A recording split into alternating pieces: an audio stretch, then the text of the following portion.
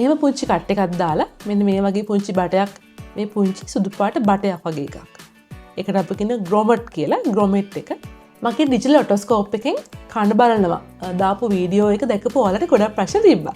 ඉතින් එක්තරා මහත්මියක් අහලා තිබ්බා එයාගේ අවුරුදු 7ක පුංචි පුතාට ඩොක්ටර්ස්ලා කිව්වා කනේ සෙම තියෙනවා පුංචි බටයක් දාන්න වෙයි කියලා. ඉතින් එයා අහලා තිබ්බා මොකක්ද ඒ කියලා. මේක ඇත්තටම ග්ලූය කියන රෝගී තත්ත්වයක්. මේක ඇත්තටම වේදනාකාරී නැහැ.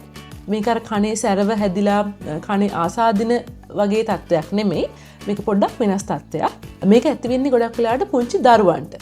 ඉතින් මේකට ගොඩක් හේතු තියෙනවා. සමහරවිට උගුරේ ආසාදන, කැසීම් මිරිසාව නිසා, ඒ වගේම කනේ තියෙන ඩිස්ටේකියන් ටියුබ් එක බ්ලොක් වීම නිසා, මෙන්න මේ වගේ ගොඩක් හේතු නිසා මේ තත්ත්වය ඇති වෙන්න පුළුවන්. ඉතින් මේකෙදි සරලවම වෙන්නේ මැද කනේ තියෙන කම්බරය පිටිපස්සෙන් නිකන් ගම් වගේ උකු ද්‍රාවණයක් එකතු වෙන එක. ඉතින් මෙතනදි කරන්නේ ග්‍රොමට් එකක් කියන පුංචි බටය කන ඇතුළට දාලා ඒ පීඩනය අඩු කරන එක.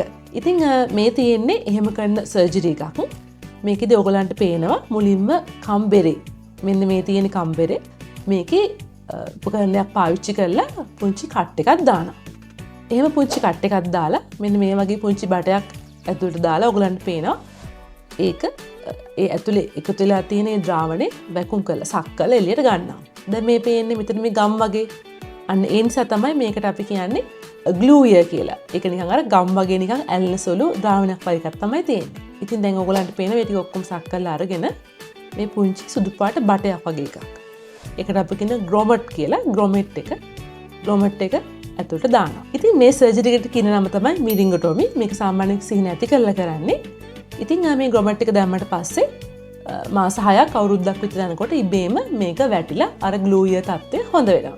මේ සර්ජරි කරාට පස්සේ යට කිමිදෙන ඒවා, ඒ වගේම ස්විම් කරද්දී කන් වැහෙන්න, ඉයර් ප්ලග්ස් දාගෙන ඉන්න, ඒ වගේ උපදෙස් ඒ උගුර කන ආසය සම්බන්ධ වෛද්‍යවරු ඔයගලන්ට ලබා දෙයි.